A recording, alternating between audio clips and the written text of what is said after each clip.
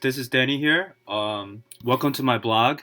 I'm gonna be making about 12 videos, just recording my experiences and learning with this book called what do you call Kyle Simpson's You Don't Know JavaScript. It's a great book. It talks about all these concepts like hoisting, compile versus dynamic, and like it just talks about what's going on behind the back of JavaScript. And I did not understand what hoisting was. I did not understand closure was. It just did not make sense to me. And he does a great job explaining how these things work to in a language that any beginner would understand. And because I am terrible at writing, like as you know, in this community, people write a lot of blogs, and it's a one way to give out to people, and it's one way to record your understanding and just kind of enhance all the things that you have learned, and then just kind of go over it. And to me, I think video is the best option to do it. And so here it is. All right, so today beginning we're going to talk about what happens at the beginning of all things when JavaScript, when you first write all the codes and press enter. What happens is that there's two phases that happens, which is the compile phase and then there's the runtime phase. And we're going to talk about these two concepts from the beginning. And it's going to cover scope and hoisting. So here it is. JavaScript is a compile language versus interpreted language. And what compile language does is essentially, like, we have these codes and lines here. And what compile language does, first of all, what compiler is the compiler is a program that takes source codes, like these codes that humans can write in, and then they could turn it into, convert it, or transform into a computer language that computer can understand, which is binary language. And JavaScript is a compile language, and one of the biggest difference between interpreted language versus the compile language, there's a misconception that people think JavaScript is interpreted language, is that compile language, because you're reading everything at least once or twice before you actually run, which is why I said we're going to talk about the compile phase and then the runtime. Because the compiler reads everything before it enters the running phase, it already knows what the next line 2 is when it's executing line 1. Because it already read everything once, and then it's going back again to run everything. So that's the difference. With interpreted language, you read and execute immediately. So upon the time of execution for interpreted language, it doesn't know what the feature holds. However, upon the time of execution with the compile language, because it read everything, it knows what the feature holds. It basically knows where everything is too, because it read everything. So that's the biggest difference. And then we're gonna go through into this thing called scope. What is scope? I think scope is just something that you just kind of constantly have to do to really understand what it is. I don't think there's any really good explanation to it. It's really foreign until you just keep doing it. So I have about 8 videos, and you just have to just keep going through it, or just check out any other videos and just keep reading and looking at it, and then you understand what scope is. And scope is basically where you look for things, and I see it as a black hole. Right now, you probably heard about global scope, right? Or the window object. And global scope is when you write it just plain out in the open, right? I just imagine there is this black hole that surrounds this whole codes, and this is this big scope that is called global scope that takes in all the variable and function declarations inside, and then you could look for it, you could ask for it. Scope is where you look for things and you store things into. It's like a black hole. It sucks in, and you could ask for it back. And then in JavaScript, the only unit of scope is function. I know Ruby has block scope. I come from Ruby language, but in JavaScript, there's only one unit of scope, function. Except there's let keyword, which is what we're going to talk about later on. But that itself is it's just ES6 is very new. So right now we're just gonna go through the traditional view, and the only unit of scope in JavaScript is function. And that's what makes function really special, because function creates its own scope, which makes all of the codes inside private, right? From outside, we can't look into these scopes. So and we're gonna deal with that as time goes by. So here we go. We're gonna have the purpose of this video is to show you what happens at the compiling phase, and then what happens at the execution phase, at the running time. So when we run these codes first, what happens is that the job of the compiler is to get all the variable and function declarations and hoist it, raise it up, and store it into the scope that it belongs to.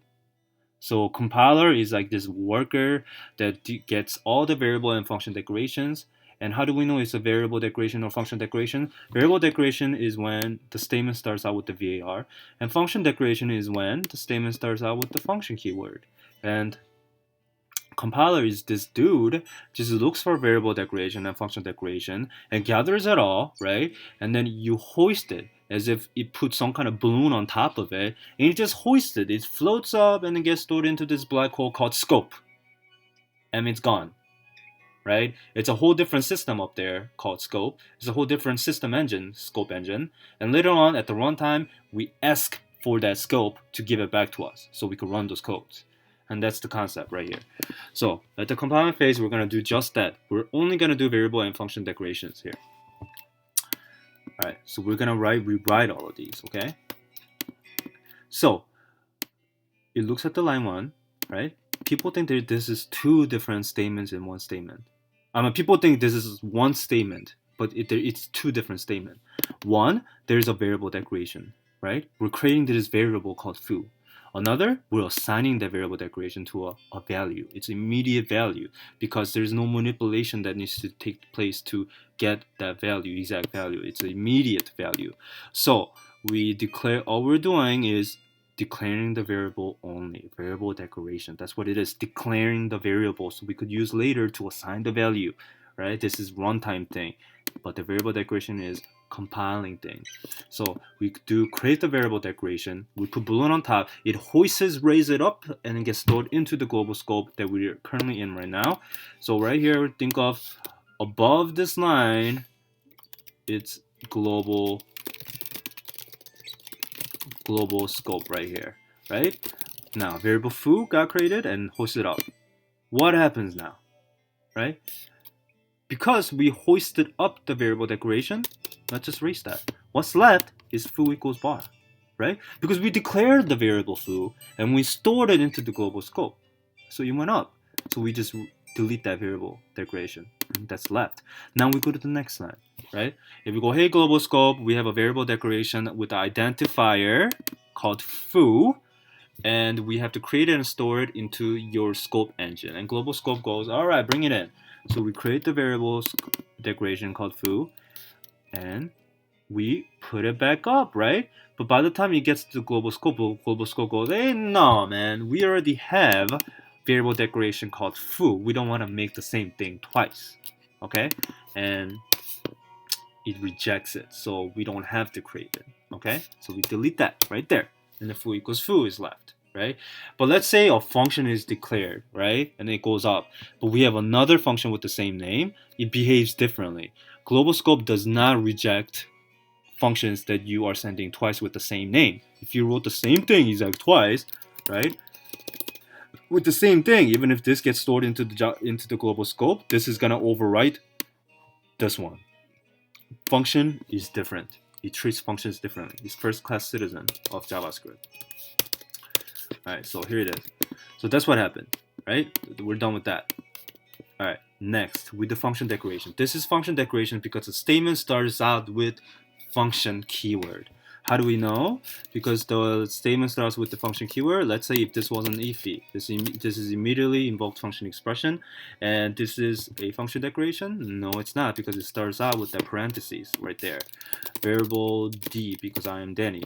Is this function declaration? No, because the statement starts with the variable declaration, right? It's not a function declaration, but this is a function declaration. So it creates this function.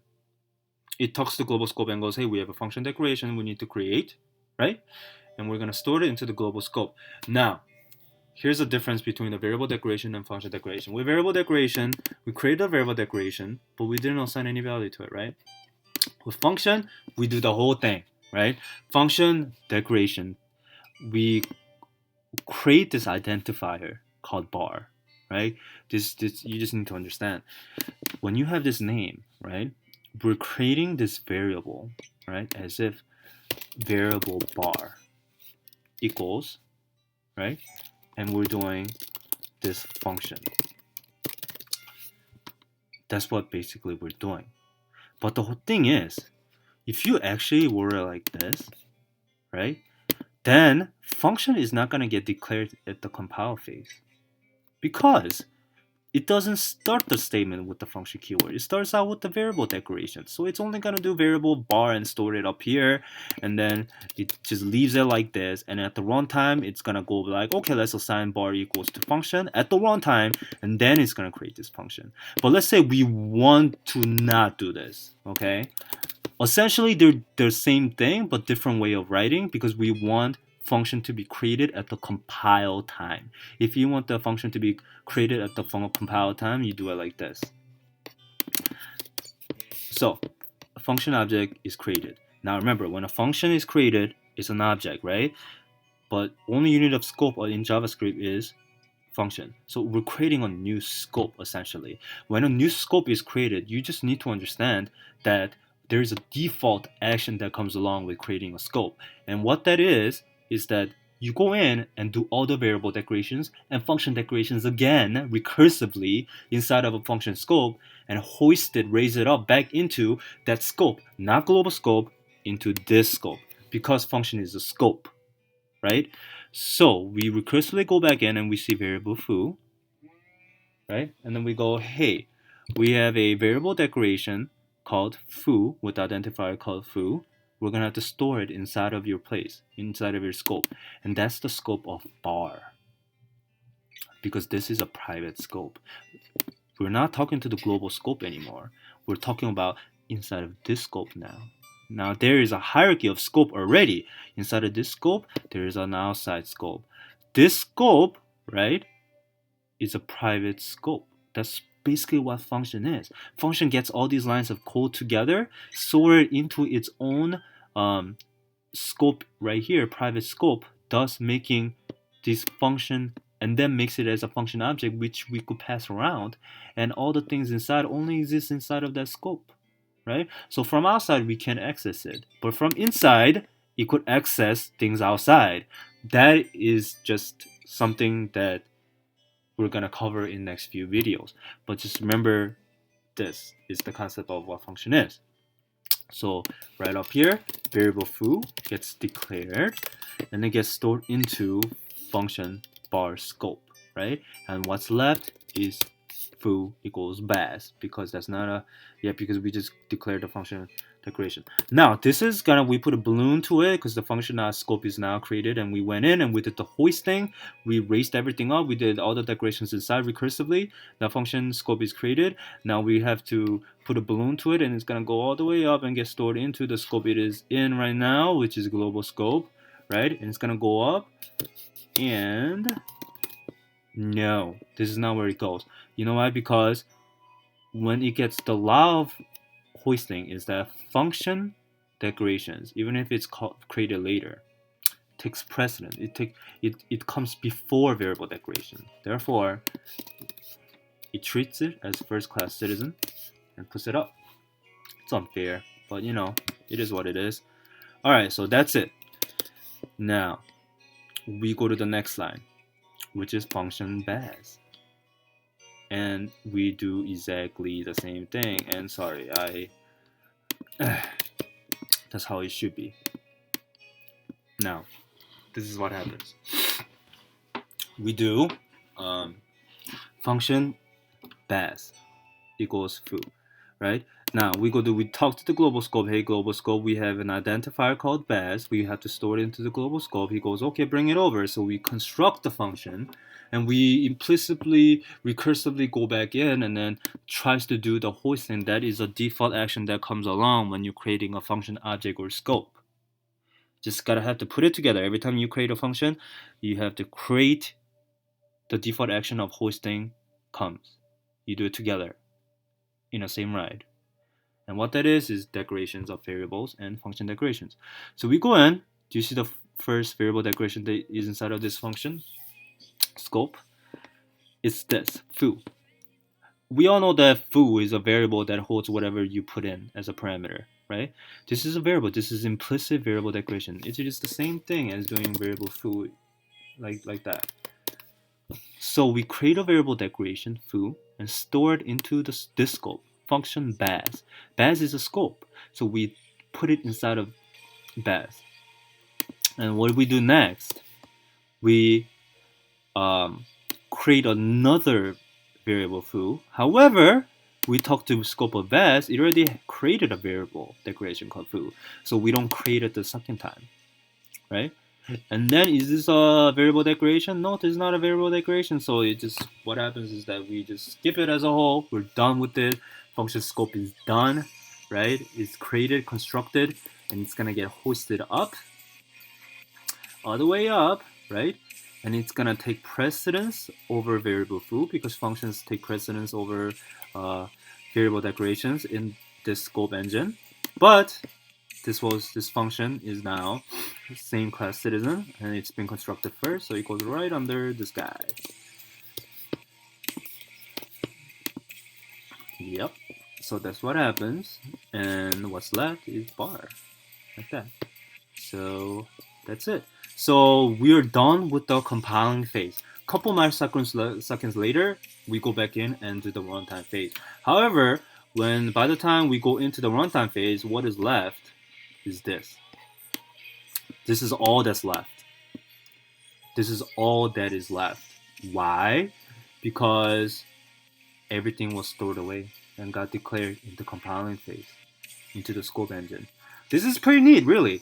It's it basically separates concerns, like all the declarations and variable function declarations are done and got stored away later. So now everything, all that's left is this. So we talk to the global scope now. And when we talk to the global scope, I'm gonna create a separate video about this, but I'm gonna make this really quick because I feel like we should go through the whole thing, right? But I am gonna make a separate video on just what happens at the execution time. But basically, this is at the compiling at the runtime phase. We use these two terms, right? JavaScript uses these two terms to get all these things back. And the terms that it uses to communicate with the scope to get these things that it needs is something called LHS versus RHS.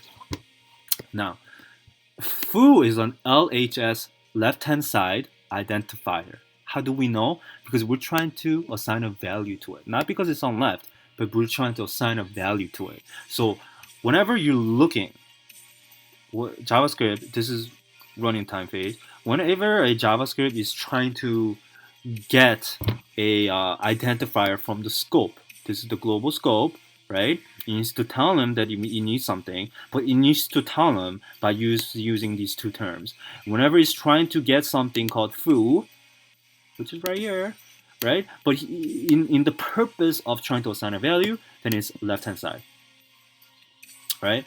Versus bar. Bar, right here, we're not assigning any value to it, right? It's not left-hand side, so it has to be right-hand side reference that we're looking for, right? So it communicates going, hey, I want right-hand side called identifier called bar, then it gets it back and then executes.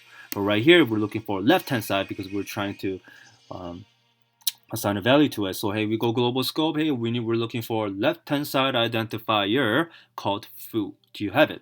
And then the global scope looks at it and goes, yes, we do. We actually do have this variable declaration called foo, and we'll give it back to you. And we got it back. And now that we have a variable declaration back, we could assign a value to it, which is an immediate value called bar, right? And this is how we're done with the first line. See, at the compile time, we separated concern. We created a variable declaration for it. We created a variable, and at the running time, we're asking for the variable declaration back, and we're assigning a value to it. So it's a two different thing,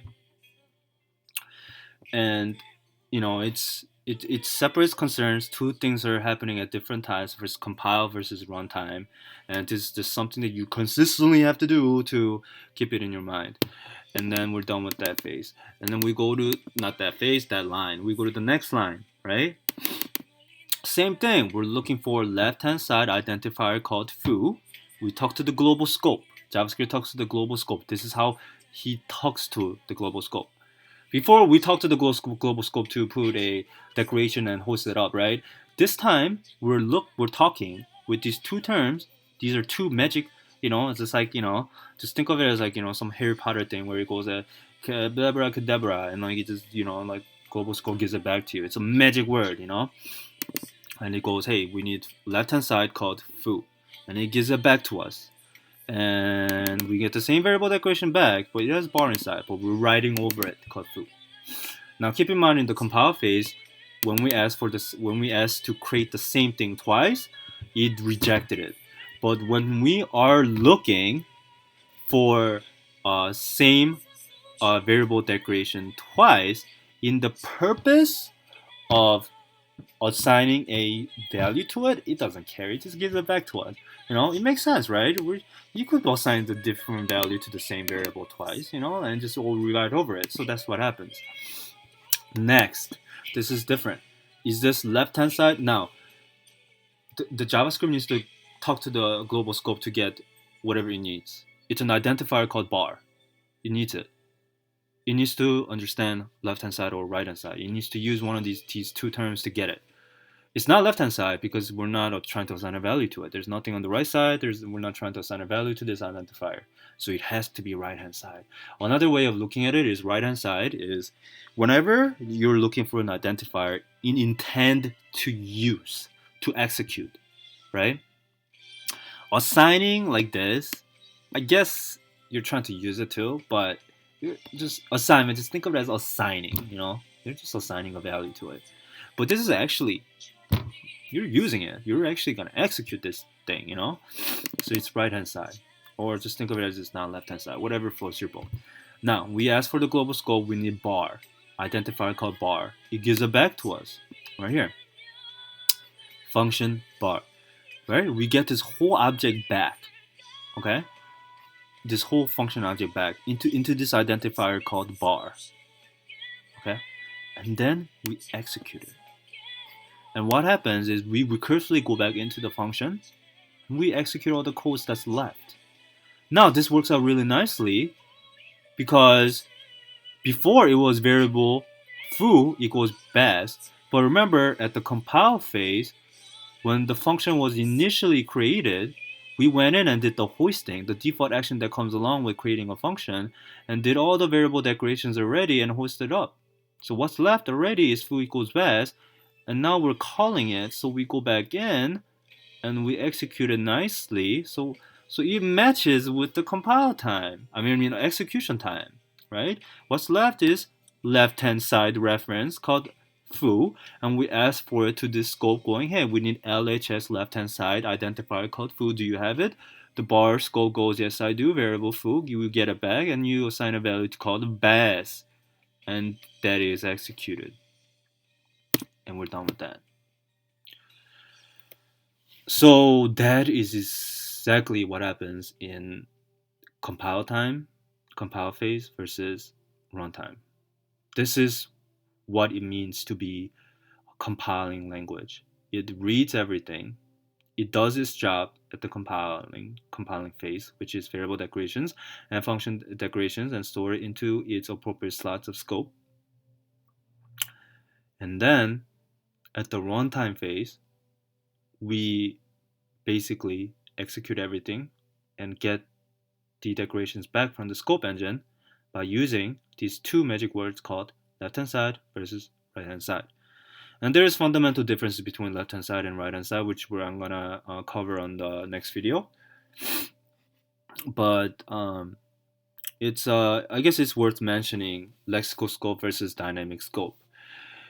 This whole hierarchy, right, of scope. Remember, function is a scope, right? Whatever lines in here that exists in here only belongs inside of this baz or this bar and functions under scope. So it's very private. These lines of code are privately joined together inside of this function scope and this function scope, thus making a function like a Pokemon ball, or like a bubble. Think about it. Like, inside of this ball, there's these lines enclosed within a scope. And then outside there's a bigger bubble or bigger Pokemon ball, you know? I know it's corny, but whatever makes sense. And outside there's another ball or this bubble that encloses everything. And that's lexical scope. Lexical scope is the uh, basically the hierarchy of scope, right? Inside of this scope, outside there is a global scope. If let's say it was like this, okay, then this function scope, these lines of code get stored into this function scope privately, and this whole function object is now stored under the this scope function bar, and then outside there is this whole global scope. So it's scope on top of a scope, and then outside there is a global scope, right? It's just one of those things that's hierarchy of scope that exists within JavaScript, and this is what you call lexical scope. Lexing means parsing. At the time of compiling, when we are going through all these codes and compiling the variable declarations and function declarations, all the scopes are already constructed at the compiling time. So upon the time of finishing at the compiling phase, all the hierarchy of lexical scope, the structure of hierarchy of scope is already done, finished, set, done. So by the time you run, it already knows where everything is. It knows where all the scope is. It knows the map of the hierarchy of the global of all the scope hierarchy, and that's why we call lexical scope. In JavaScript, all the hierarchy of scope is already defined at the compiling phase, or even same thing, author time. Because really, what's the difference between the author time and the compiling time, right? We decide the scope. We decide the hierarchy of scope at the author time, and then when we run it at the compiling time, it reads everything and then creates its hierarchy. What's the difference, right? It's either lexical scope basically means at the lexical time or compiling time or author time decision. We make the decision to create this hierarchy of scope. And that's what lexical scope is. And that's what JavaScript is all about. This is all about lexical scope. And if this was dynamic scope, for example, it would be a little different. I don't want to confuse anything here, but to really summarize it really quick, if it was dynamic scope, let's say, then dynamic scope is all about call stacks, right? For example, like it goes to let's say like we're looking for foo here, right? Then it's enclosed within the scope. If this was dynamic scope, it will travel back to the call side, right? Just think it's gonna travel back to the call side, right? Called the bar. Okay, and then because this is where it's called, right? And then it will look for foo from out there, right? That's dynamic scope. It happens at runtime, but that's just something that it's fine. It's we don't even use it in JavaScript, so I don't want to confuse anybody. But lexical scope but it's different, right? In lexical scope, the scope is already defined at compiling time, at author time, and we're looking for it inside of that scope hierarchy, and that's lexical scope. It's a building over building over building over building. Think of it as in the book they talk about it. They explain it in a way where it's it's like a huge apartment. It's level 1, level 2, level 3, level 4, level 5, level 6, level 7, and then you look all the way up and look for it. And that's basically it. and I hope this made a lot of sense. I really hope that I helped one or two people at least. If I did, then I will be truly happy, really. And honestly, I come from Ruby background, and I started picking up JavaScript about a month ago, and I truly think all these concepts were very important in writing JavaScript. And because I don't know about you, I'm not all for just writing as I go. I'm all about understanding the concepts behind and then writing and understanding and thinking about two things at the same time. And in the long run, I think it really pays off. And I think because you could be writing thinking like the whole completely different thing. You could be creating like what makes sense to you, and later you find out it doesn't make sense, you know. And this book, "You Don't Know JavaScript" by Kyle Simpson is so powerful. It talks about all these concepts, and it's beautiful. And I think he explains in a way that you could really understand easily, and I think his book really made me fall in love with JavaScript. I really like it. Personally, I like it better than Ruby, and I just even like the look of function. It just looks so cool, you know. But anyways, I hope this helped other people, and I hope that you could check out. I hope my explanation made sense. English is my second language, even though I lived in America for like what ever since I was like before high school. But yeah, I hope it makes sense, and I hope that you will come back and check out all of my videos. And I'm basically making summary of everything that I learned from the book. But the thing is, it doesn't even cover 10% of what the book is all about, because the book has all these details that's really powerful. And this is just my way of blogging, and if anybody checks out, that's great. But yeah, thanks guys for checking this out, and I hope to see you guys next time.